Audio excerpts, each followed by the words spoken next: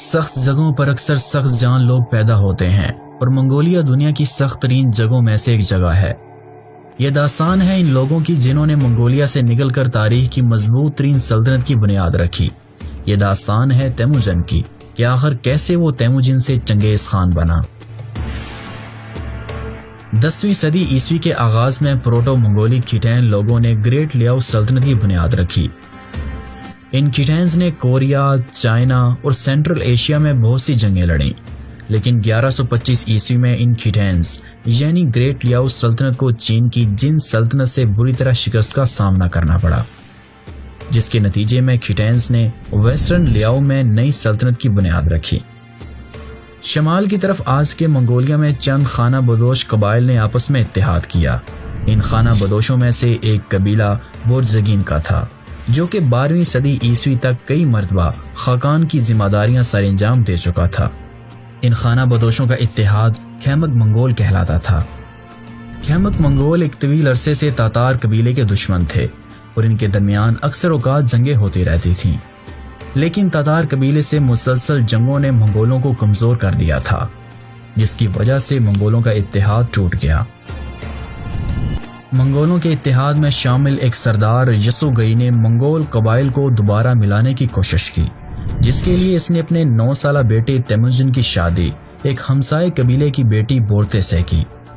کچھ لوگوں کا کہنا ہے کہ شادی کی رات یسوگئی کو تاتار قبیلے کی جانب سے زہر دیا گیا تھا۔ یسوگئی کے مرنے کے بعد تیموجن نے اپنے قبیلے کی سرداری کے فرائض سنبھالنے کی کوشش کی، لیکن اس کے قبیلے نے نہ صرف یہ کہ اسے مسترد کر دیا بلکہ اسے اور اس کے اہل خانہ کو جلاوطن کر دیا گیا، اور یوں 6 سال تک تیموجن نے غربت اور غلامی میں گزارے۔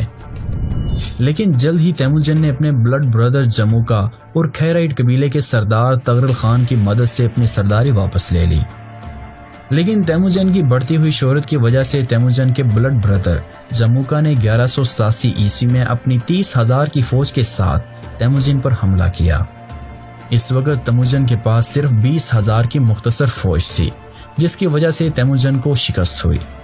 اگلے 10 سالوں میں تیموجن کی زندگی کے بارے میں ہمیں زیادہ معلومات نہیں ملتی، لیکن ہم دیکھتے ہیں کہ 1197 عیسوی میں تیموجن منگولوں کی متحدہ افواج کے کمانڈر کے طور پر تاتاریوں کے خلاف جنگ کرتا ہے، جس میں اسے خاصی کامیابی حاصل ہوتی ہے، اور اس جنگ میں اس نے اپنے باپ یسوگئی کی موت کا بدلہ بھی لیا۔ تیموجن نے تاتاری سرداروں کو قتل کر دیا اور قیدی فوج کو منگول لشکر میں شامل ہونے کی پیشکش کی، جسے تاتاری فوج نے خوشی خوشی قبول کیا، اور یوں ہر نئی فتح سے تیموجن کی فوج میں روز بروز اضافہ ہوتا گیا۔ 1201 عیسوی میں منگولیا میں مخالف قبائل نے کورلتائی یعنی منگولوں کی مجلس مشاورت طلب کی، جس میں جموکا کو خان منتخب کیا گیا۔ خان بننے کے بعد تیموجن اور جموکا کے درمیان 5 سال تک جنگیں ہوتی رہیں، اور آخر کار بیٹل آف دی 13 سائڈ میں تیموجن نے اپنے بلڈ بردر جموکا کو شکست دی۔ اسی سال تیموجن نے منگول سرداروں کی کورلتائی طلب کی، جس میں منگول سرداروں نے اسے چنگیز خان کا خطاب دیا۔ یہ پہلی بار ایسا ہوا جب تمام منگول قبائل ایک ہی جھنڈے تلے اور ایک ہی خان کی سربراہی میں متحد ہوئے۔ 1209 عیسوی میں منگولوں نے اپنا پہلا حملہ طاقتور ترین لیاؤ سلطنت پر کیا۔ اس جنگ میں چنگیز خان کو فتح تو حاصل ہوئی، لیکن مضبوط ترین شہروں کو فتح کرنے میں منگولوں کو کافی مشکلات کا سامنا کرنا پڑا۔ مارچ 1211 عیسوی میں چنگیز خان نے منگول سرداروں کو اکٹھا کیا اور چائنا پر حملے کی تیاری کا حکم دیا۔ چائنا کی جن سلطنت کے پاس اس وقت 8 لاکھ پیدل فوج تھی، جس کا بیشتر حصہ کسانوں پر مشتمل تھا جو کہ انٹرینڈ تھے۔ منگولوں کے حملے کے پیش نظر جن فورسز قلعوں، فوجی چھاونیوں اور عظیم دیواریں چین پر پھیل گئی۔ اس وقت منگولوں کے پاس صرف 90,000 کی منظم، طاقتور اور وفادار فوج تھی، جو کہ 3 حصوں میں بٹی ہوئی تھی، جس میں ایک حصہ پیدل فوج کا تھا، دوسرا گھڑ سوار تیر انداز اور تیسرے تلوار باز گھڑ سوار تھے۔ یہ تمام فوج اعلیٰ تربیت یافتہ اور وفادار تھی۔ دیوار عظیم کو عبور کرنے کے بعد منگولوں نے اپنی فوج کو 2 حصوں میں تقسیم کیا۔ پہلا حصہ خود چنگیز خان کی زیر قیادت تھا، جس میں 60,000 منگول شامل تھے، جبکہ دوسرا حصہ کہ جس میں 30,000 منگول شامل تھے چنگیز خان کے بیٹے اوغدائے خان کی کمان میں ڈیٹونگ شہر کے محاصرے میں تھے۔ چنگیز خان جب مرکزی فوج کے ساتھ جہولینگ شہر کے پاس پہنچا تو چینی فوج پہلے ہی سے منگولوں کی انتظار میں تھی۔ منگولوں نے جن فورسز کا ڈٹ کر مقابلہ کیا، لیکن وہ میدان جنگ چھوڑنے والے بالکل بھی نہیں تھے۔ اسی دوران چنگیز خان نے اپنے قابل اعتماد جنرلز جیبی اور سبوتائے کو مختصر فوج کے ساتھ مغربی شہر پر حملے کے لیے بھیجا، جو کہ کامیاب رہا۔ ادھر جہولینگ میں چنگیز خان اپنے جنرلز کا انتظار کر رہا تھا۔ سبوتائے اور جیبی جیسے ہی مرکزی فوج کے ساتھ شامل ہوئے تو منگولوں نے جن فورسز پر پہاڑی علاقے سے اچانک حملہ کیا اور جن فورسز کو دھکیلنے کی کوشش کی۔ چنگیز خان نے سبوتائے اور جیبی کو پہاڑی کے دوسرے بلند ترین راستے سے بھیجا، جہاں سے جن فوج کے وہم و گمان میں بھی نہ تھا کہ منگول یہاں سے بھی حملہ کر سکتے ہیں۔ جیبی، جو کہ چنگیز خان کا سب سے چہیتا جنرل تھا، اس نے اس حملے میں ایک چال چلی۔ اس نے کیا کچھ یوں کہ اپنا تمام ساز و سامان چھوڑ کر اپنی فوج کے ساتھ یوں بھاگا کہ جیسے وہ میدان جنگ سے ہار مان کر بھاگ رہا ہو۔ جن فوج یہ سمجھی کہ منگول میدان جنگ چھوڑ کر بھاگ رہے ہیں اور وہ لوٹ مار میں مصروف ہو گئے۔ منگول جس رفتار سے بھاگے تھے اس سے دگنی رفتار کے ساتھ واپس پلٹے اور جن فورسز پر اچانک حملہ کر دیا، اور دیکھتے ہی دیکھتے ہزاروں جن فوجی منگولوں کے ہاتھوں مارے گئے۔ چنگیز خان سردیاں شروع ہونے سے پہلے چین کے کیپٹل بیجنگ پر قبضہ کرنا چاہتا تھا، لیکن اس جنگ کے دوران چنگیز خان تیر سے زخمی ہو گیا، جس کی وجہ سے چنگیز خان نے واپس منگولیا کا رخ کیا۔ 1213 عیسوی میں منگولوں نے چین پر دوبارہ حملہ کیا۔ منگولوں نے پھر سے شہروں اور قلعوں کا محاصرہ کیا اور جن فوج کے نکلنے کا انتظار کرنے لگے تاکہ ان کا آسانی سے شکار کیا جا سکے۔ منگولوں نے یہاں گوریلا وارفیئر جاری رکھی۔ جن شہروں نے ہتھیار ڈالنے سے انکار کیا، ان کی تمام آبادی کو قتل کر دیا گیا اور بہت سوں کو غلام بنایا گیا۔ تاہم انجینئرز، آرٹسٹ، ڈاکٹرز اور ٹیچرز کو چھوڑ دیا گیا اور انہیں منگول فوج میں شامل کر لیا گیا، جبکہ قیدی فوج کو منگولوں نے شیلڈ کے طور پر استعمال کیا تاکہ دشمن کے تیروں سے بچا جا سکے۔ یلو ریور تک کا علاقہ فتح کرنے کے بعد چنگیز خان نے چین کے کیپٹل بیجنگ کا محاصرہ کیا۔ یہ محاصرہ مہینوں جاری رہا۔ آخر تنگ آ کر چینی شہنشاہ نے چنگیز خان سے امن معاہدہ کیا، جس کی روح سے چنگیز خان کو غلام، سونا، گھوڑے اور شہنشاہ کی بیٹی دی گئی، اور یوں منگول خزانے کے ساتھ جیسے ہی دیوارے چین کے اس پار پہنچے کہ اچانک چنگیز خان کو خبر ملی کہ شہنشاہ نے اپنا دربار کائفنگ منتقل کر دیا ہے۔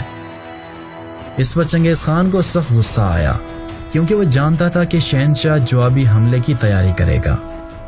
منگول برق رفتاری کے ساتھ بیجنگ پہنچے اور ہزاروں چینیوں کی مدد سے شہر پر حملہ کیا، اور کچھ ہی ہفتوں میں منگول شہر میں داخل ہو گئے۔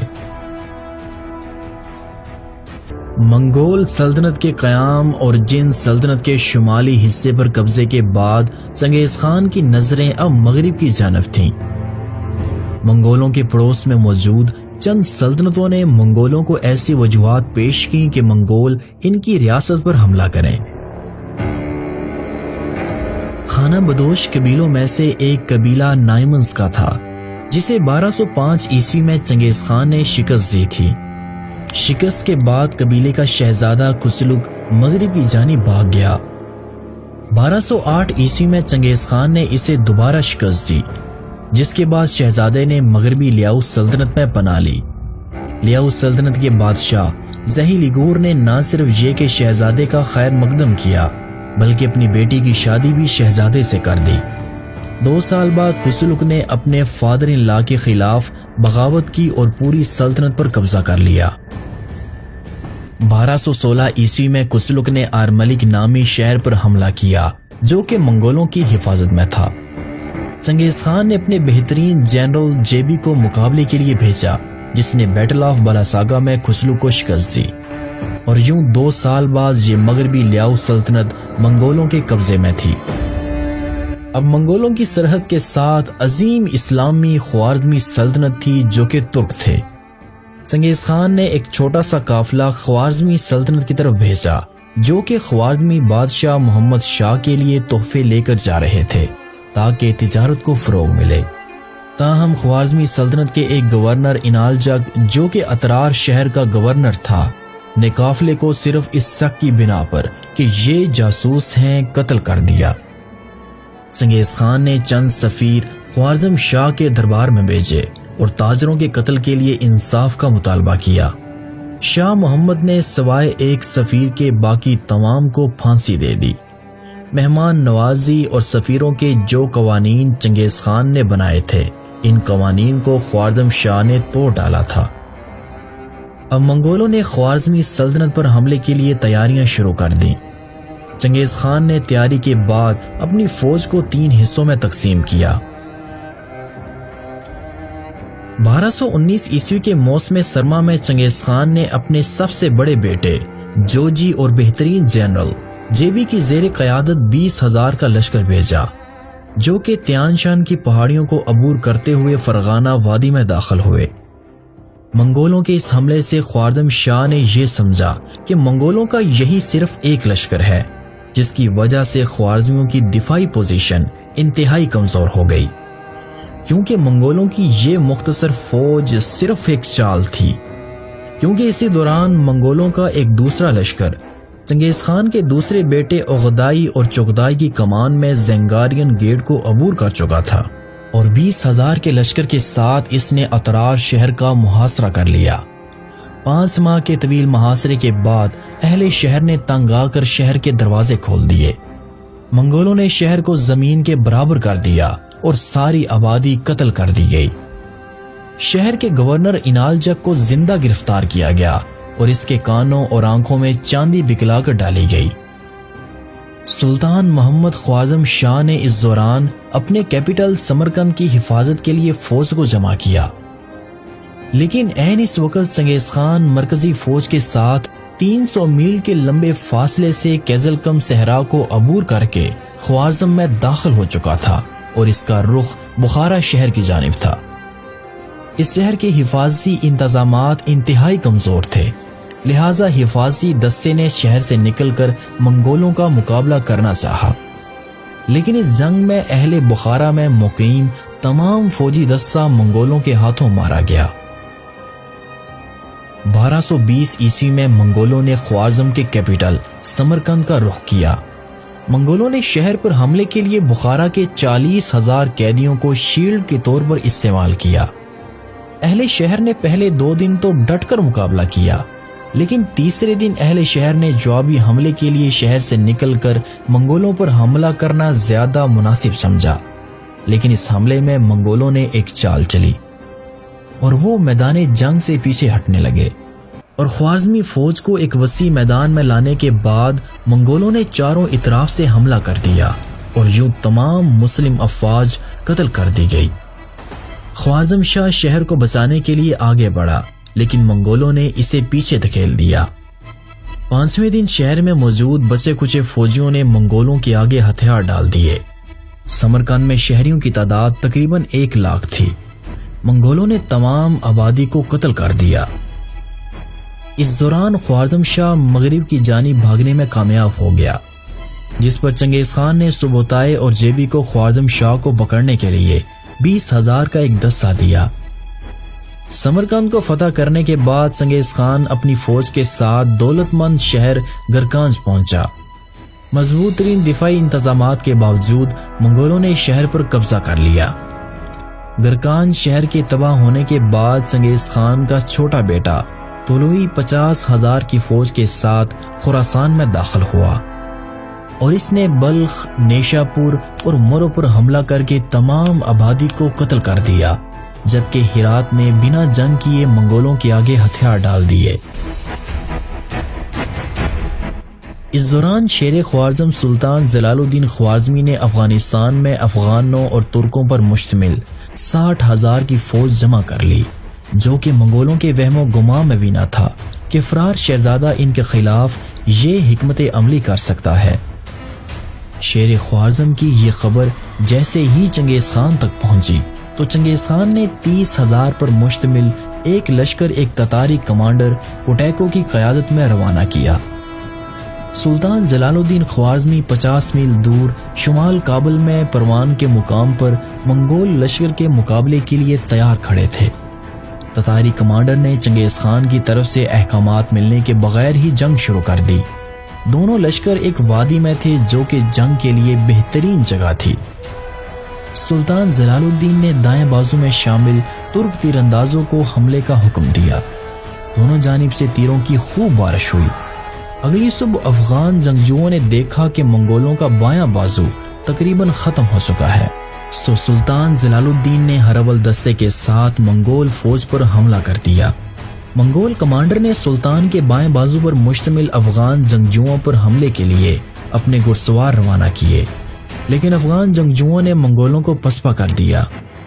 اب منگول آخری حملے کے لیے تمام فوج کے ساتھ سلطان کی فوج کی جانب بڑھے، لیکن مسلسل تیروں کی بارش نے منگولوں کو میدان جنگ چھوڑنے پر مجبور کر دیا، اور یوں پہلی بار منگول فوج میدان جنگ چھوڑ کر بھاگ کھڑی ہوئی۔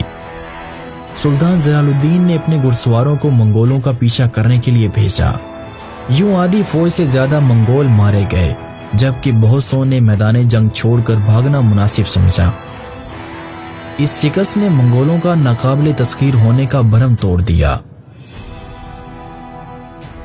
لیکن سلطان جلال الدین خوارزمی کی فتح کے بعد افغانوں اور ترکوں کے درمیان کسی وجہ کی بنا پر تلخ کلامی ہوئی، جس کی وجہ سے 40,000 افغانیوں نے سلطان کا ساتھ چھوڑ دیا۔ سلطان جلال الدین 20,000 کی مختصر فوج کے ساتھ ہندوستان میں پناہ لینے کے لیے دریائے سندھ کی جانب چل پڑے۔ ابھی سلطان دریائے سندھ کے کنارے پر پہنچے ہی تھے کہ چنگیز خان اپنی تمام فوج کے ساتھ سلطان کو پکڑنے چل پڑا۔ 2 دن کی مسلسل مسافت کے بعد چنگیز خان نے پنجاب کو عبور کرنے کے بعد دریائے سندھ کے مقام پر سلطان کو جا لیا۔ منگولوں نے بغیر آرام کیے سلطان سے جنگ شروع کر دی۔ سلطان نے منگولوں کا ڈٹ کر مقابلہ کیا۔ سلطان کی بائیں جانب بلند پہاڑ تھے جو کہ سلطان کی پشت پناہی کر رہے تھے۔ سلطان نے منگولوں پر اس شدت سے حملہ کیا کہ قریب تھا کہ منگول لشکر کے قدم اکھڑ جاتے کہ چنگیز خان نے 10,000 کا ایک لشکر پہاڑیوں کے ناقابل تسخیر راستے سے سلطان جلال الدین کے عقب پر حملے کے لیے بھیجا۔ چنگیز خان کی یہ چال کامیاب رہی۔ اس چال نے سلطان کو بھاگنے پر مجبور کر دیا۔ چنگیز خان نے فتح کے فوراً بعد 20,000 کا ایک لشکر سلطان کو پکڑنے کے لیے بھیجا، لیکن سلطان کبھی بھی اس لشکر کے ہاتھ نہ آئے۔ خوارزم کا بیشتر حصہ اب منگول سلطنت میں شامل ہو چکا تھا۔ جب منگول فوج چنگیز خان کی زیر قیادت خوارزمی سلطنت کے مشرقی حصے کو تباہ کر چکی تو چنگیز خان کے وفادار جنرلز جیبی اور سبوتائے خوارزم شاہ کے تعاقب میں نکل کھڑے ہوئے۔ جیبی اور سبوتائے خوارزم شاہ کو تو نہ پکڑ سکے، لیکن انہوں نے وہ فتح حاصل کی جو منگولوں نے کبھی سوچی بھی نہ تھی۔ سبوتائے اور جیبی کی اس مہم کو تاریخ کی خطرناک ترین مہمات میں شمار کیا جاتا ہے۔ جب منگول جنرلز جیبی اور سبوتائے 20,000 کی فوج کے ساتھ خوارزم شاہ کو پکڑنے میں ناکام ہو گئے تو انہوں نے 1220 عیسوی میں موسم سرما ایران اور آذربائیجان میں گزارا اور آس پاس کے علاقوں میں خوب تباہی مچائی۔ 1221 عیسوی میں منگولوں کی پہلی فوج جارجیا میں داخل ہوئی، جہاں انہوں نے رسد کے لیے دیہی علاقوں کو لوٹ لیا۔ جارج چہارم نے منگول لشکر کو روکنے کے لیے فوج کو جمع کیا، جس میں بیشتر نائٹس بھی شامل تھے۔ 1221 عیسوی میں ہونے والی بیٹل آف سیگامی میں سبوتائے اپنی فوج کے ساتھ پیچھے ہٹنے لگا، جس سے جارجین فوج بکھر گئی اور اس کا ہر اول دستہ منگول فوج کے ہاتھوں بری طرح مارا گیا۔ اس کے بعد منگول واپس آذربائیجان اور ایران لوٹے اور مزید شہروں میں لوٹ مار کرتے ہوئے انہیں تباہ و برباد کر دیا۔ چند مہینوں بعد سبوتائے نے جارجیا پر پھر حملہ کیا۔ جارج چہارم نے منگولوں کو روکنے کی کوشش کی، لیکن ٹبلیسی کے مقام پر جارجیا کو پھر شکست ہوئی۔ ان جنگوں نے جارجیا کو کمزور کر دیا تھا اور جارجیا نے منگولوں کو کوہ کاف کے پہاڑی سلسلے سے گزرنے دیا۔ سردیوں کے موسم میں سبوتائے نے منگول فوج کو پہاڑوں سے گزارا۔ اس سے منگول فوج کا بھاری نقصان ہوا اور منگول تھک گئے۔ جب منگول فوج پہاڑوں سے اتری تو ان کا سامنا لوکل لیزگینز، کپچیکس، ایلنز اور ولگا بلغارین جیسی فوجوں سے ہوا، جن کی تعداد 50,000 سے زیادہ تھی۔ منگولوں نے پہلے حملہ کیا، لیکن جلد ہی انہوں نے پسپائی اختیار کی۔ صلیبی اتحادیوں نے منگولوں کا پیچھا کرنے سے انکار کر دیا، کیونکہ وہ منگولوں کو بھوک سے مارنا چاہتے تھے۔ لیکن جہاں منگول کمانڈر سبوتائی نے ایک چال چلی، سبوتائی نے خفیہ طور پر صلیبی اتحادی کپچیکس، جس کی فوج کی تعداد سب سے زیادہ تھی، کو تحفے میں سونے کے صندوق دیے تاکہ وہ اتحادیوں سے علیحدہ ہو جائے۔ اسی دن رات کے وقت کپچیکس سونے کے صندوقوں کے ساتھ اتحادی فوج سے علیحدہ ہو گیا اور سبوتائی نے بچے کھچے اتحادیوں پر حملہ کر کے انہیں ختم کر دیا۔ تاہم وہ یہی نہیں رکا، اس نے اپنے گھڑسواروں کو حکم دیا کہ کپچیکس جو کہ خزانے کے ساتھ واپس جا رہا تھا، اسے بھی قتل کر دیا جائے، جس پر منگول فوج نے ایسا ہی کیا۔ اس کے بعد منگولوں نے دریائے والگا کے کنارے پر موجود شہر آسرا خان پر حملہ کر کے اسے تباہ کر دیا۔ اب جیبی اور سبوتائی نے منگول لشکر کو 2 حصوں میں تقسیم کیا۔ جیبی اپنی فوج کے ساتھ دریائے ڈنیپر، جبکہ سبوتائی کریمیا کی طرف چل پڑا۔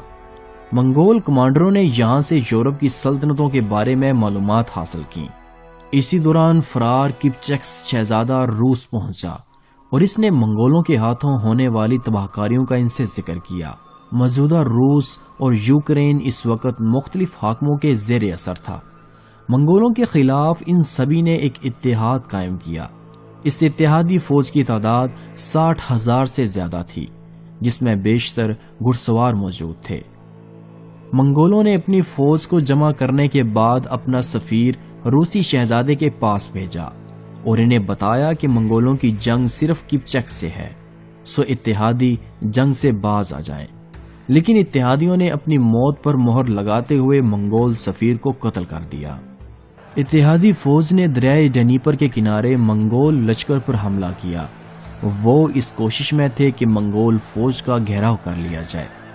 سبوتائی نے ہزاروں منگولوں کی قربانی کے بعد دریا کو عبور کیا اور پسپائی شروع کر دی۔ اتحادیوں نے اب سوچا کہ اس فتح کو کیسے اپنے نام کیا جائے۔ کچھ کا کہنا تھا کہ منگولوں کا پیچھا کیا جائے، لیکن آخر یہ طے پایا کہ ہر شہزادہ الگ الگ اپنی فوج کے ساتھ منگولوں کا پیچھا کرے گا۔ 9 دن تک منگول لگاتار بھاگتے ہی چلے گئے اور اس دوران وہ اپنا سامان، قیدی اور سونا چھوڑتے گئے تاکہ دشمن کو لگے کہ وہ جیت رہے ہیں۔ تاہم یہ ایک جال تھا۔ 9ویں دن کے اختتام پر کپچیکس کے گھڑسوار اپنی فوج سے بہت دور نکل آئے تھے۔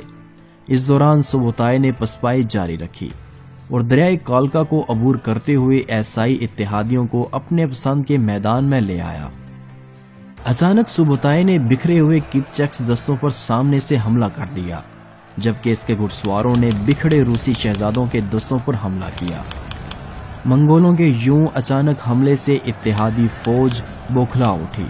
منگولوں نے چاروں طرف سے اتحادی دستوں کو گھیر لیا۔ بچے کچے 10,000 اتحادی منگولوں کی تلوار سے بچنے کے لیے حفاظتی کیمپوں میں چلے گئے۔ منگولوں نے 3 دنوں تک ان کے کیمپوں پر تیروں اور بارود کے گولے برساتے رہے۔ آخر 3 دن کی سخت مزاحمت کے بعد اتحادیوں نے منگولوں کے آگے جان بخشنے کے وعدے پر ہتھیار ڈال دیے، لیکن اتحادی جیسے ہی حفاظتی کیمپ سے نکلے تو منگولوں نے ان پر حملہ کر دیا۔ اتحادی فوج نے مکمل طور پر ہتھیار ڈال دیے تھے، جبکہ چند ایک دستے ہی بھاگنے میں کامیاب ہوئے۔ سبوتائی نے بچی کچی اتحادی فوج کو چن چن کر قتل کیا۔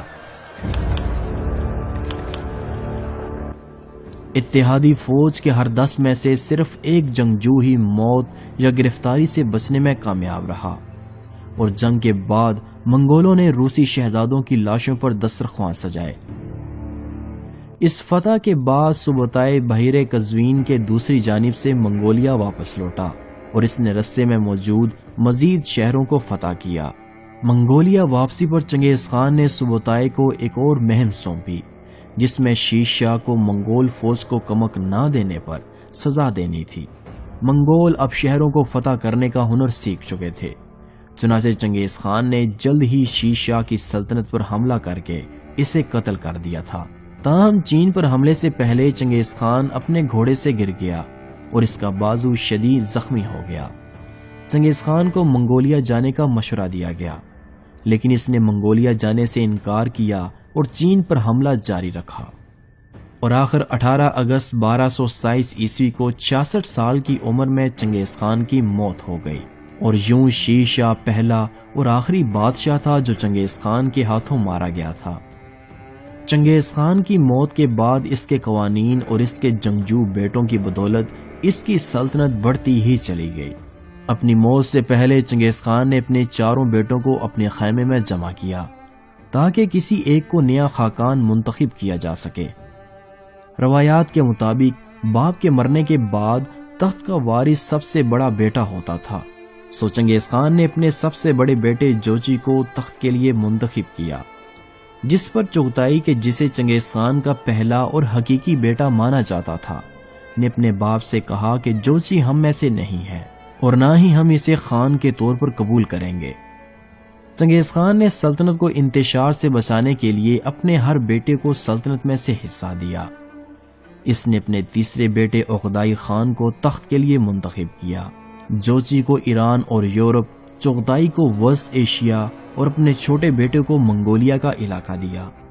چنگیز خان مر چکا تھا، تاہم اس کے بیٹوں اور اس کے پوتوں نے اس کی بنائی ہوئی سلطنت کو مزید پھیلانے میں کوئی کمی نہیں چھوڑی تھی، اور منگولوں کے اندر فتح کا جذبہ اب بھی مضبوط تھا۔ زیبی اور سبوتائے کے ہاتھوں یورپ پر ہونے والی تباہی تو صرف آغاز تھا، کیونکہ منگولوں نے ابھی باتو خان کی زیر قیادت یورپ میں مزید تباہی مچانی تھی۔ 1229 عیسوی میں چنگیز خان کی موت ہوئی تھی، جس کے بعد اس کا بیٹا عقدائی خان منگولوں کا نیا خاقان بنا تھا۔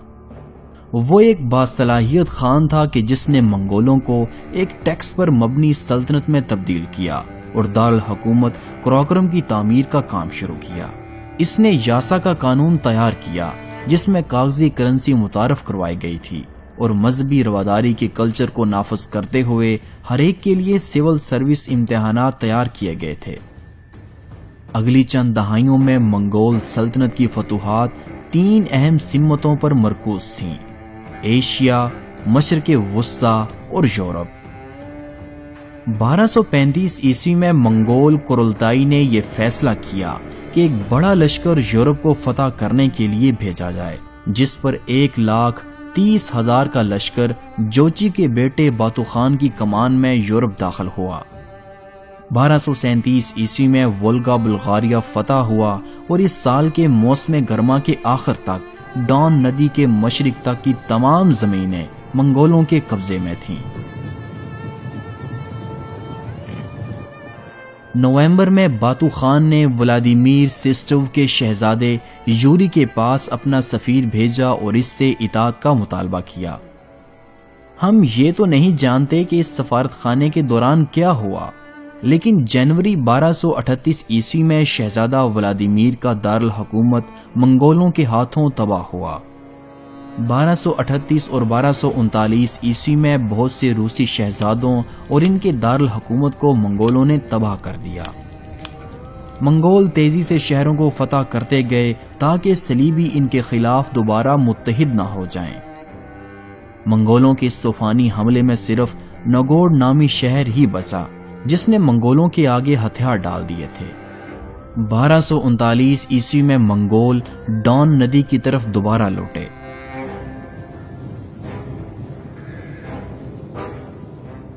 باتو خان نے چند دستے جنوب کی جانب قفقاز کے علاقے کو فتح کرنے کے لیے بھیجے۔ اسی دوران مونگے خان اپنی فوج کے ساتھ منگولیا چلا گیا اور منگولوں نے موسم بہار میں مقامی قبیلوں سے نئے دستے بھرتی کیے۔ اسی سال کی گرمیوں میں منگولوں نے دوبارہ یورپ پر حملہ کیا اور سب سے بڑے شہر کیوو کا محاصرہ کیا، اور آخر 3 ماہ کے طویل محاصرے کے بعد منگولوں کا شہر پر قبضہ ہو گیا۔ منگولوں نے یہاں 50,000 کی آبادی کا قتل عام کیا اور بعد میں یہ علاقہ گولڈن ہول سلطنت کے نام سے مشہور ہوا۔ اب منگول سارے یورپ کو فتح کرنا چاہتے تھے، جس کے لیے انہوں نے مکمل معلومات حاصل کی۔ دسمبر 1240 عیسوی میں منگول پولینڈ اور ہنگری پر حملے کے لیے تیار تھے۔ باتو خان نے ہنگری اور پولینڈ کے بادشاہوں کے پاس اپنے سفیر بھیجے اور اطاعت کا مطالبہ کیا، لیکن باتو خان کے دونوں سفیروں کو ان بادشاہوں نے قتل کر دیا تھا۔ عوض یورپ پر حملے کے لیے منگولوں نے اپنی فوج کو 3 حصوں میں تقسیم کیا۔ پہلا لشکر بائیڈا اور کیڈان کی زیر قیادت پولینڈ پر حملے کے لیے نکل کھڑا ہوا۔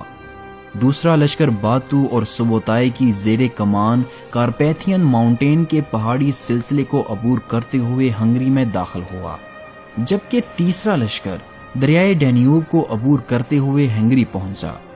1240 عیسوی کے اواخر میں منگولوں کا پہلا لشکر اپنی حیرت انگیز رفتار کے ساتھ پولینڈ پہنچا۔ 13 فروری 1241 عیسوی میں منگولوں نے پولینڈ کے 2 شہروں کو فتح کیا، اور پھر منگولوں نے پولینڈ کی کیپٹل کریکوف کو فتح کرنے کے بعد تمام آبادی کو قتل کر دیا۔ اس کے بعد منگولوں نے سلیشیا نامی شہر کا محاصرہ کیا، لیکن انہیں جاسوسوں نے خبر دی کہ بوہیمیا کی جانب سے ایک بڑی فوج کمک کے طور پر آ رہی ہے۔ 1241 عیسوی میں پولینڈ نے لیگنیسا کے مقام پر منگولوں سے فیصلہ کن جنگ کرنے کے لیے میدان سجایا۔ دونوں فوجیں 9 اپریل 1241 عیسوی کو لیگنیسا کے مقام پر جمع ہوئیں۔ پولینڈ کی فوج کی قیادت ہنری کر رہا تھا کہ جس کی فوج کی تعداد 8000 تھی، جبکہ منگولوں کے پاس صرف 7000 کی مختصر فوج تھی۔ لیگنیسا کا میدان 2 چھوٹے دریاؤں سے گھرا ہوا تھا۔ ہنری کی فوج میں 3 دستے گھڑ سوار جبکہ 2 دستے پیدل تھے۔ منگول کمانڈروں نے اپنے لشکر کو 4 حصوں میں تقسیم کیا۔ پولش آرمی کے گھڑ سواروں نے منگول لشکر کے ہر اول دستے پر حملہ کیا، جسے منگول دستے نے پیچھے دھکیل دیا، جس پر ہنری نے تمام گھڑ سوار دستے لڑنے کے لیے بھیج دیے۔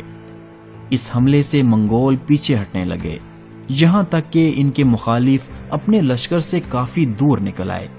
اس پر منگولوں کی دائیں اور بائیں جانب موجود دستوں نے منگول کمانڈر کی جانب سے اشارہ ملنے پر میدان میں آگ لگا دی، جس سے پولش فوج کو کچھ دکھائی نہ دیا۔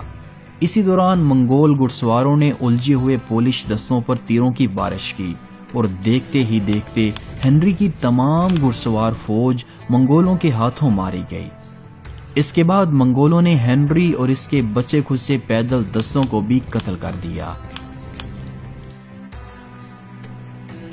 جب منگول کمانڈر بائیڈا لیگنیسا کے مقام پر پولش فوج کا قتل عام کر رہا تھا تو 600 کلومیٹر کے فاصلے پر ہنگری کا بادشاہ کنگ بیلا باتو اور سبوتائی کے خلاف اپنی فوج کی صف بندی کر رہا تھا۔ کنگ بیلا دریا کے اس پار منگول فوج کے انتظار میں تھا، جبکہ دریا سیلابی پانی کی وجہ سے طغیانی میں تھا۔ دریا کو پار کرنے کے لیے صرف ایک ہی پل تھا۔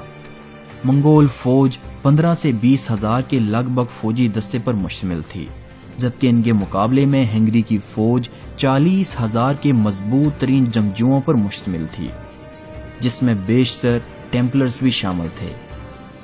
رات کے اندھیرے میں منگولوں نے دریا کو عبور کرنا چاہا، لیکن ہنگیرین آرمی کو منگولوں کے آنے کی اطلاع مل گئی، جس پر ہنگری نے منگولوں کے 2 کمانوں کو شکست دی اور باقی منگول فوج پیچھے ہٹنے لگی۔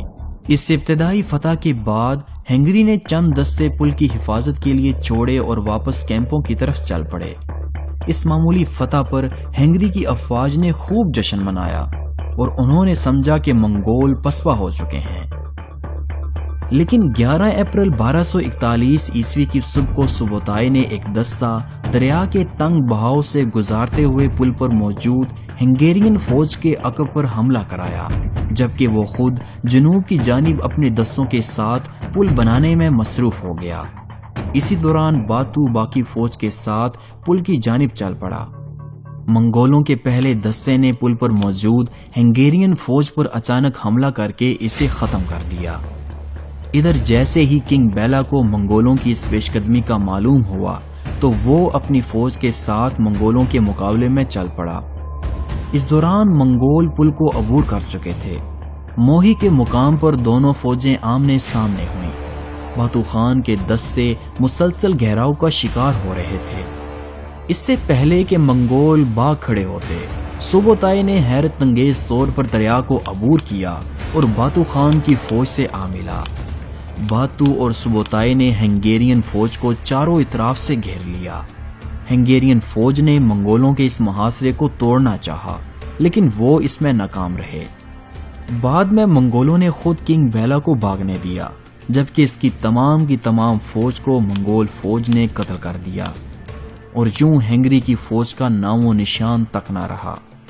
کنگ بیلا تو جان بچا کر بھاگ گیا، لیکن ہنگری کی تمام آبادی سوبوتائی کے لشکر کے رحم و کرم پر تھی۔ منگولوں کے سامنے اب کوئی ایسی طاقت نہ تھی جو کہ ان کا مقابلہ کر سکے۔ منگول اب یورپ کے مزید علاقوں کو فتح کرنا چاہتے تھے، لیکن اسی دوران عقدائے خان کی موت ہو گئی، جس پر باتو خان اپنی فوج کے ساتھ نئے خان کے انتخابات کے لیے منگولیا واپس چلا گیا، جس سے یورپ منگولوں کے حملے سے محفوظ رہا۔ منگولوں نے 1219 سے 1221 کی مہم کے دوران خوارزمی سلطنت کو شکست دی تھی۔ چنگیز خان کی موت کے بعد منگول سلطنت آہستہ آہستہ تبدیل ہو رہی تھی، لیکن منگولوں میں نئی سلطنت کو فتح کرنے اور دولت کو جمع کرنے کی خواہش اب بھی مضبوط تھی۔ منگولوں کی یلغار کے سامنے صرف مملوک اور سلجوق ہی کھڑے ہو پائے تھے، جبکہ مملوکوں نے تو عین جالوت کے مقام پر منگول لشکر کو شکست دیتے ہوئے مسلمانوں کی رہی صحیح عزت بھی بچا لی تھی۔ 1221 عیسوی کے موسم بہار میں دریائے سندھ کے کنارے ہونے والی جنگ کے بعد خوارزمی شہزادہ جلال الدین خوارزمی پسپائی اختیار کرتے ہوئے پنجاب میں داخل ہوئے، جبکہ منگول دستوں نے بھی ان کا پیچھا کرنا چھوڑ دیا تھا۔ اگلے 3 سال جلال الدین نے اپنی فوج کو جمع کرنے میں گزارے۔ جلال الدین نے دلی کی مملوک سلطنت کے سلطان سے چنگیز خان کے خلاف اتحاد کرنے کی کوشش کی، لیکن مملوک سلطان نے چنگیز خان کے ڈر کی وجہ سے جلال الدین کو مدد دینے سے انکار کر دیا، جس پر خوارزمی شہزادہ اپنی فوج کے ساتھ لاہور سے ایران چلا گیا۔ اور خوارزم شاہ کی موت کے بعد جلال الدین نے خوارزمی تخت پر خود کے سلطان ہونے کا اعلان کیا۔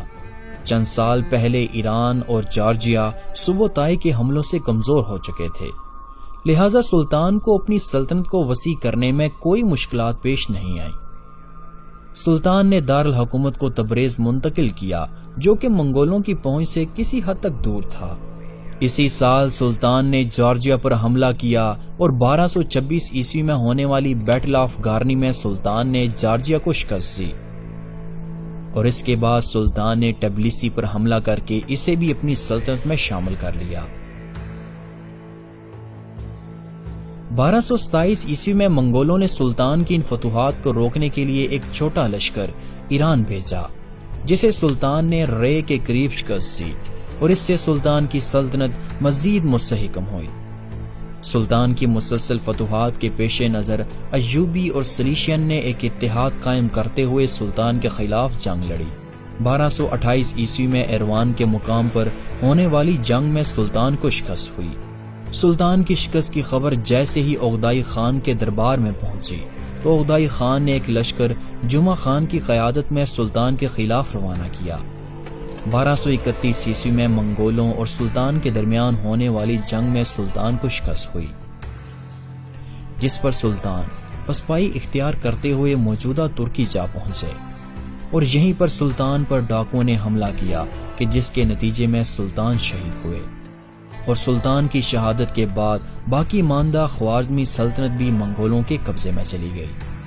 خوارزمی سلطنت کی تباہی کے بعد اب اگلا نمبر سلجوق، سلیشیا اور جارجیا کا تھا، جنہوں نے منگولوں کے ہاتھوں تباہ ہونا تھا، لیکن اگلے 10 سالوں کے لیے یہ سلطنتیں محفوظ رہیں، کیونکہ منگول اس دوران مشرقی یورپ میں جنگ میں مصروف تھے۔ لیکن جب 1241 عیسوی میں عقدائی خان کی موت ہوئی تو اس خطے میں مقرر منگول کمانڈر بائیجو نویان نے سلجوق سلطان سے مطالبہ کیا کہ وہ منگولوں کی اطاعت قبول کرے، جس پر سلطان نے منگول سفیر کو قتل تو نہ کیا لیکن اس کی بے عزتی ضرور کی۔ نویان نے سلجوقی شہر ارزونوم پر حملہ کر کے اس کی تمام آبادی کو ختم کر دیا۔ 1243 عیسوی میں نویان 30,000 کے مضبوط لشکر کے ساتھ سلجوق سلطنت پر حملہ آور ہوا۔ سلجوقی سلطان نے منگولوں کے خلاف 60,000 کی فوج جمع کی۔ سلجوقوں اور منگولوں کے درمیان ہونے والی اس ابتدائی جنگ میں سلجوقی ہراول دستے نے منگولوں پر حملہ کیا، جس پر منگول پسپا ہونے لگے، یہاں تک کہ 20,000 پر مشتمل سلجوقی ہراول دستہ اپنی فوج سے بہت دور نکل آیا۔ پسپائی کے دوران اچانک منگولوں نے پلٹ کر ایسا وار کیا کہ 20,000 کا سلجوقی دستہ چند ہی لمحوں میں ختم ہو گیا، اور یوں اس ابتدائی شکست کے بعد سلجوقی سلطان نے میدان جنگ چھوڑ دیا۔ 1251 عیسوی میں منگو خان منگولوں کا نیا خان منتخب ہوا۔ اس نے قبلائی کو چین جبکہ ہلاکو کو ایران کو فتح کرنے کے لیے روانہ کیا۔ 1256 عیسوی میں ہلاکو خان 1,00,000 منگول فوج کے ساتھ مشرق وسطی میں داخل ہوا۔ اس نے خوارزمی سلطنت کو مکمل طور پر فتح کیا اور فوجوں کے ساتھ حشیشین کے قلعوں کا محاصرہ کیا، کیونکہ ان کرائے کے قاتلوں نے کافی دہشت پھیلا رکھی تھی۔ منگول اب محاصرے کے ماہر تھے۔ منگولوں کے ابتدائی حملے سے ڈر کر حشیشین سردار نے ہتھیار ڈالتے ہوئے تمام قلعوں کی چابیاں ہلاکو خان کو پیش کیں۔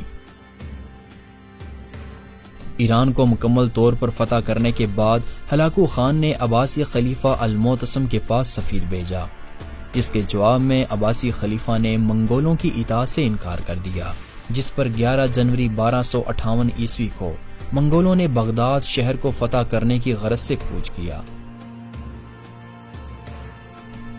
عباسی خلیفہ نے 20,000 کا ایک دستہ منگولوں کے ہراول دستے کو روکنے کے لیے شہر سے باہر روانہ کیا، جس نے منگولوں کے ہراول دستے کو شکست دی، اور فتح کے بعد مسلمان فوج دریا کے کنارے فتح کا جشن منانے میں مصروف ہو گئی، اور اگلے ہی روز منگولوں کا مرکزی لشکر آ پہنچا اور اس نے دریا کے کنارے موجود عباسی دستے کو قتل کر دیا، اور منگول شہر کو فتح کرنے میں مصروف ہو گئے۔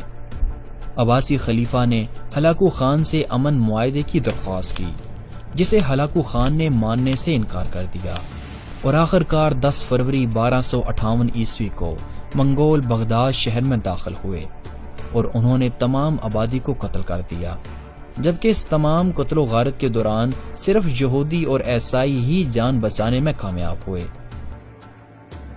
منگولوں کی اس فتح سے مسلمانوں کے سنہری دور کا اختتام ہوا اور اسلامی تاریخ میں پہلی بار مسلمان خلیفہ سے محروم ہوئے۔ ہلاکو خان نے صرف بغداد پر اکتفا نہیں کیا بلکہ اس نے مصر کی طرف پیش قدمی کی۔ مصر میں اس وقت ایوبی سلطنت کی حکومت تھی، جس کے بیشتر حصوں پر صلیبی اور مملوک قابض تھے۔ ایوبی سلطنت نے ہلاکو خان کی اطاعت کا اظہار کیا، لیکن ہلاکو مصر کو فتح کرنے پر تلا ہوا تھا۔ 18 جنوری 1260 عیسوی کو ہلاکو خان نے صلیبی اتحادیوں کے ساتھ مل کر مصر کے دارالحکومت حلب کا محاصرہ کیا، اور فتح کے بعد حلب کے ساتھ بغداد جیسا ہی سلوک کیا گیا۔ منگولوں کی اس تباہی کے خوف سے حمص اور دمشق نے بنا لڑے ہی ہلاکو کے آگے ہتھیار ڈال دیے، لیکن اسی دوران ہلاکو خان کو خبر ملی کہ منگو خان سنگ سلطنت کے خلاف جنگ میں بیماری کی وجہ سے مر گیا ہے، جس پر ہلاکو خان نے 30,000 کا لشکر ایک تتاری کمانڈر کٹبوکا کی زیر کمان چھوڑ کر باقی فوج کے ساتھ منگولیا واپس چلا گیا۔ ہلاکو خان کے جانے کے بعد مملوکوں نے منگول سفیر کو قتل کر دیا۔ کٹبوکا نے عیسائیوں سے مدد کی درخواست کی۔ ادھر مملوک سلطان سیف الدین قدس اپنی فوج کے ساتھ فلسطین روانہ ہوئے۔ کٹبوکا کو جب سلطان کی پیش قدمی کی اطلاع ملی تو وہ اس وقت دمشق میں تھا۔ منگول جاسوسوں نے اطلاع دی کہ مملوک لشکر منگولوں کی نسبت کئی گنا بڑا ہے، لیکن کٹبوکا 25,000 کے لشکر کے ساتھ جنگ کے لیے روانہ ہو گیا۔ ستمبر 1260 عیسوی کو مملوک دریائے اردن کو عبور کرتے ہوئے عین جالوت کے مقام پر پہنچے۔ جنگ کے میدان میں منگول کمانڈر اپنی فوج کے ساتھ مملوک دستے پر چڑھ دوڑا، بلا شبہ منگولوں کا یہ حملہ شدید تر تھا اور اس حملے سے مملوکوں کا ہر اول دستہ بھی پسپا ہونے لگا، لیکن اس جنگ میں منگول اپنے ہی پھیلائے ہوئے جال میں پھنسے جا رہے تھے۔ سلطان سیف الدین باقی فوج کے ساتھ اس جنگی نظارے کو دور سے دیکھ رہے تھے۔ ادھر رکن الدین بیبرس پسپائی اختیار کرتے ہوئے باقی فوج سے آ ملے، جس پر منگول کمانڈر نے تمام دستوں کو جنگ میں جھونک دیا۔ اس نے دوسرا دستہ مملوکوں کے بائیں جانب دستوں پر حملے کے لیے روانہ کیا۔ منگولوں کی جنگی چال سے مملوک دستہ پسپا ہونے لگا، جس پر سلطان نے دائیں جانب موجود اضافی فوجی دستے کو بائیں جانب بھیجا اور پھر اپنے سب سے بہترین گھڑسوار دستوں کو دائیں اور بائیں جانب روانہ کیا۔ اور اب یہ ایک فیصلہ کن حملے کا وقت تھا اور سلطان خود اپنے ذاتی محافظوں کے ساتھ جنگ میں شریک ہوئے۔ منگول مسلسل حملے کر رہے تھے۔ جب تمام منگول دستے جنگ میں مصروف تھے تو سلطان نے بہترین دستے منگولوں کی دائیں اور بائیں جانب روانہ کیے اور یوں مملوکوں نے منگولوں کو تین اطراف سے گھیر لیا، اور جیسے ہی ان کا کمانڈر کٹبوکا میدان جنگ میں مارا گیا تو منگول میدان جنگ سے بھاگ کھڑے ہوئے۔ عین جالوت کے اس مارکے میں 10,000 منگول مارے گئے تھے اور مملوکوں کی اس فتح نے منگولوں کو مزید مسلمان علاقوں پر حملے سے روک دیا اور یوں امت مسلمہ فتنہ تاتار سے محفوظ رہی۔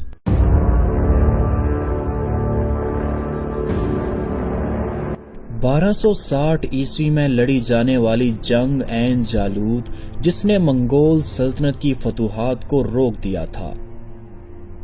گو کہ منگول اب بھی جنگ کے لیے تیار تھے، لیکن ان کی یہ جنگیں مسلمانوں یا عیسائیوں کے خلاف نہیں تھیں، بلکہ تاریخ میں پہلی بار منگول آپس میں لڑے۔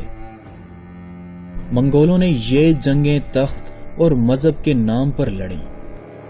اگلی صدی تک منگول ایشیا پر قابض رہے، لیکن ان کی آپس میں خانہ جنگی نے منگول سلطنت کو بکھیر دیا تھا۔ منگول خان منگو 1259 عیسوی میں سنگ سلطنت کے خلاف جنگ میں مارا گیا تھا۔ اس کا چھوٹا بھائی ایرک بھوکا منگول دارالحکومت کراکرم میں تھا، جبکہ ہلاکو اور قبلائی خان جنگی مہم میں مصروف تھے۔ قبلائی خان نے گھر آنے سے پہلے سنگ سلطنت کے خلاف جنگ کو ختم کرنے کا فیصلہ کیا، لیکن اسی دوران ایرک نے چند منگول سرداروں کی مدد سے خود کو منگولوں کا نیا خان منتخب کیا، کیونکہ قبلائی کا زیادہ رجحان منگولوں کی بجائے بدھ مذہب سے تھا۔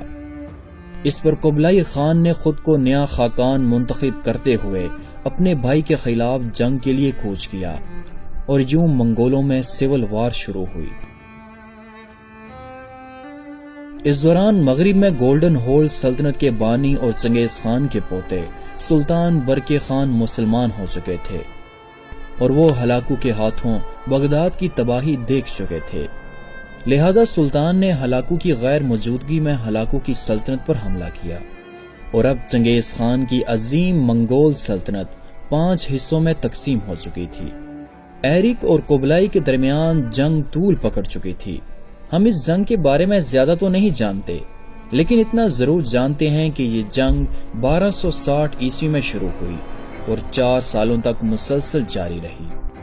قبلائی خان نے چین کے خلاف جنگ ختم کرتے ہوئے اپنی پوری طاقت اپنے چھوٹے بھائی ایرک کے خلاف استعمال کی، جس پر سنگ سلطنت نے منگولوں کے قبضے میں موجود اپنے علاقوں کو دوبارہ واپس لے لیا۔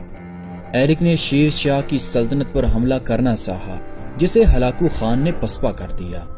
اسی دوران ایرک اور قبلائی خان نے چغتائی تخت کے لیے اپنے اپنے امیدوار کراکرم میں چھوڑے، لیکن ایرک نے قبلائی خان کے امیدوار کو قتل کر دیا، جس پر منگول کرلتائی نے چغتائی خان کے پوتے ایلغو کو نیا خان بنایا۔ خان بننے کے بعد ایرک نے نئے خان سے قبلائی خان کے خلاف جنگ میں مدد کی درخواست کی، جس پر ایلغو نے نہ صرف مدد دینے سے انکار کیا بلکہ ایرک کے سفیر کو قتل بھی کر دیا۔ ادھر قبلائی خان نے چینی باغیوں کو ختم کرنے کے لیے اپنی فوجوں کے ساتھ چین کا رخ کیا۔ قبلائی خان کے چین جاتے ہی ایرک نے ایلغو کے خلاف جنگ کرتے ہوئے اسے قتل کر دیا، جس کے نتیجے میں بہت سے اتحادیوں نے ایرک کا ساتھ چھوڑ دیا، یہاں تک کہ اس کا اپنا بیٹا قبلائی خان کے پاس چلا آیا۔ اتحادیوں کی مدد نہ ملنے پر ایرک اکیلا گھوڑے پر سوار ہو کر اپنے بھائی قبلائی خان کے پاس چلا آیا اور اس نے اپنے بھائی کے سامنے ہتھیار ڈال دیے۔ اس کے بعد قبلائی خان منگول سلطنت کا نیا خان بنا۔ منگولوں کی اندرونی جنگ نے انہیں کافی نقصان پہنچایا، لیکن قبلائی خان کے خان بننے کے بعد منگول سلطنت مزید وسیع ہوئی۔ ادھر ہلاکو اور برقی خان کی آپس میں جنگیں جاری تھیں، جو کہ خراسان اور تیان شان کی سرحدوں پر لڑی جا رہی تھیں۔ 1262 عیسوی میں ہلاکو خان واپس اپنی سلطنت میں آیا۔ اسی سال ہلاکو خان کا بیٹا اباکا خان وسط ایشیا کے راستے گولڈن ہولڈ سلطنت پر حملہ آور ہوا، جسے نوگائی خان نے شکست دی، لیکن ایرک بوکا کی فوجی کمک کی وجہ سے اباکا خان نے بحر قزوین کے کنارے نوگائی خان کو شکست دی۔ اسی دوران ہلاکو خان نے سوبوتائی کے راستے کوہ کاف کے پہاڑی سلسلے کو عبور کرتے ہوئے سلطان برقی خان کی سلطنت میں داخل ہوا۔ ہلاکو کے اس حملے سے پہلے ہی برقی خان کی فوج ہلاکو کے انتظار میں تھی۔ ہلاکو خان کے اچانک حملے سے برقی خان کی فوج پسپا ہونے لگی۔ ہلاکو خان نے برقی خان کے بھاگتے ہوئے دستوں کو ختم کرنے کے لیے ایک دستہ اپنے بیٹے کی کمان میں روانہ کیا، لیکن سلطان برقی خان کی فوج بھاگ چکی تھی اور الخانی فوج نے سوچا کہ اب آرام کیا جائے۔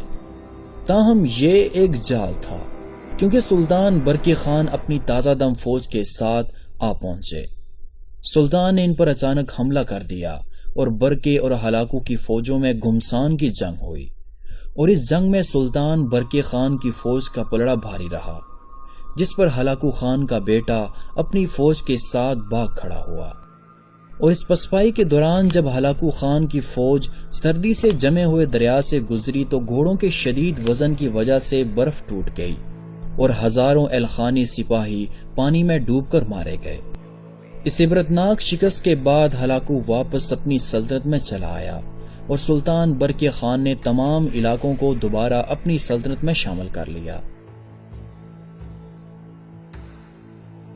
1265 عیسوی میں ہلاکو خان مر گیا، جبکہ 1266 عیسوی میں سلطان برقی خان بھی وفات پا گئے۔ منگولوں کی آپس میں خانہ جنگی کے خاتمے کے بعد قبلائی خان نے منگول سلطنت کو یوان سلطنت میں تبدیل کر دیا۔ قبلائی نے دارالحکومت کو خان بالک میں تبدیل کیا، جو کہ بعد میں بیجنگ کے نام سے مشہور ہوا۔ شہنشاہ بننے کے بعد اس نے 20,000 سکول تعمیر کروائے اور کاغذ کی کرنسی کو ختم کرتے ہوئے اس نے سلور کے سکوں کو جاری کیا، اور اس نے چائنا کو تجارت کے لیے پہلے سے زیادہ آسان بنایا۔ اب قبلائی خان نے فیصلہ کیا کہ چین کو دوبارہ فتح کیا جائے، لیکن وہ جانتا تھا کہ اسے اب نئی جنگی حکمت عملی سے حملہ کرنا ہوگا۔ سنگ چائنا جانتا تھا کہ منگولوں سے کھلے میدان میں لڑا نہیں جا سکتا، لیکن اس زمانے میں ان کے پاس بہترین اور مضبوط قلعے تھے۔ ان مضبوط ترین قلعوں میں سے ایک قلعہ شین جانگ تھا، جس کی دیواریں ڈبل تھیں اور قلعے میں خوراک بھی کافی مقدار میں موجود تھی۔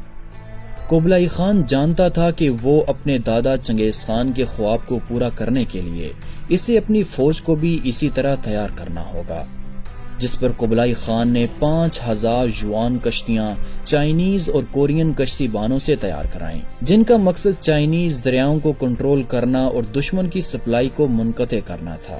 ان کشتیوں پر 70,000 جنگجو سوار تھے۔ منگولوں نے شین جینگ کا محاصرہ کیا، جو کہ 6 سال مسلسل جاری رہا۔ سنگ سلطنت جانتی تھی کہ اس قلعے کی فتح کے بعد تمام چائنا ہاتھ سے نکل جائے گا۔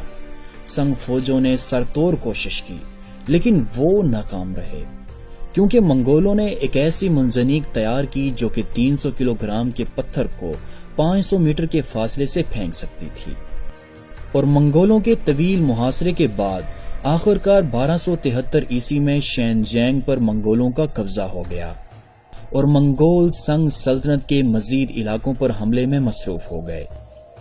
سنگ سلطنت کے شہنشاہ کی موت کے بعد سنگ درباریوں نے 8 سال کے ایک شاہی لڑکے زاہوبینگ کو تخت پر بٹھایا۔